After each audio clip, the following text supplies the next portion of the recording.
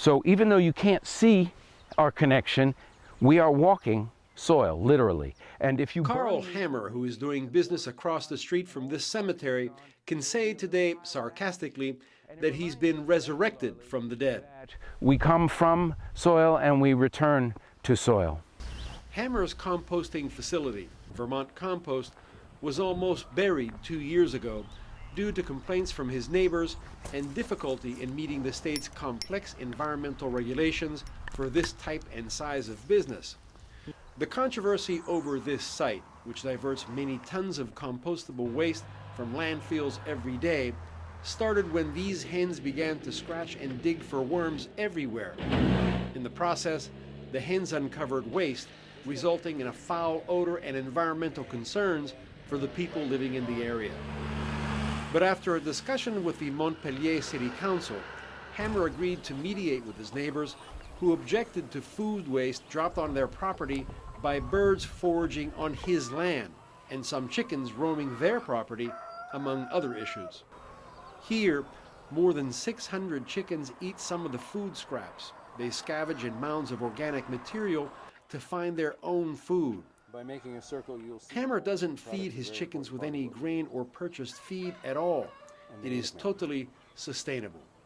So that's green again, because grain has a big carbon footprint, and grain is needed to feed people. So here's a situation where we're taking what was going to be put in a landfill and using it instead of grain to produce food right away.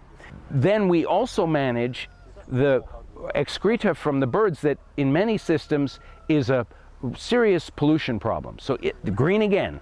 Then we go on and we make from this material the fertility we need to support vegetable production and other crop production in our community. Green again, because it goes a short distance onto a crop field and it utilizes the nutrients. Green again. So the chickens are an integral part of the work of this composting business, increasing its productivity. Hammer says that the chicken manure does not pollute.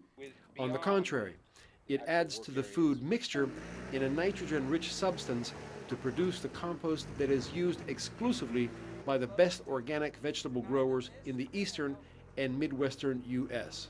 This is a compost blend that we use for all kinds of bedding purposes and inoculating. It's a little bit like sourdough. It makes it sweet. It takes care of odors. We've been making compost here since about 1996, and when I bought the farm, and we've been doing food here since '98, when we started feeding it to our egg-laying hens. Residents are also welcome to dump food scraps in this designated area. The major component for Hammer's compost is food waste from grocery stores, cafeterias, restaurants, schools, and other institutions that serve the Montpelier area. It is cheaper for them to pay Hammer a tipping fee to take their food residuals instead of having them hauled to the landfill 70 miles away. And we're in a partnership with the Solid Waste District, and one of our business goals as a model to make it sustainable is that businesses save money. So we receive $35 a ton currently to accept and manage community food residuals, which avoids a cost at the landfill in this neighborhood of something over $100. This means less carbon footprint, more energy and fuel saving, and less fertilizer imported into Vermont using railroads, highways, and country roads, stresses Hammer. Food has a huge amount of energy. It costs us an enormous amount to get it to the point where we're throwing it away.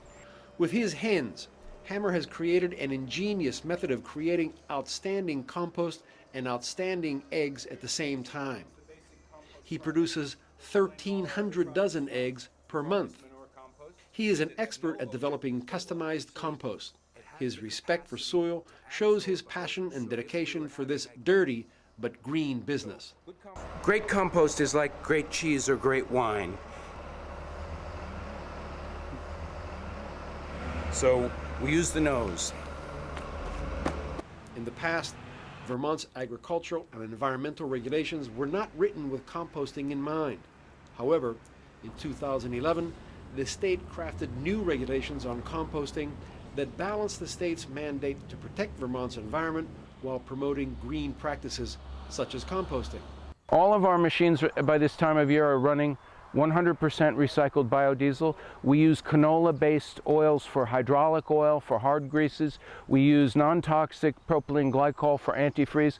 We have finally gotten all of our machines so that they basically do not present a toxic hazard to the material, the food, the work, the soil, and their carbon footprint is as neutral as we have been able to get so far. Now, as Vermont Compost produces a rich and odorless natural fertilizer that feeds crops needed for healthy living, the company is also cultivating a healthy relationship with the community in which it is located. I'm a farmer my whole life, and I'm also have always been afraid of the chemicals that are used in farming, so I've been an organic farmer since I was old enough to think about it. Ironically, this business devoted to using decomposed organic material to ultimately improve lives is located just steps away from a graveyard.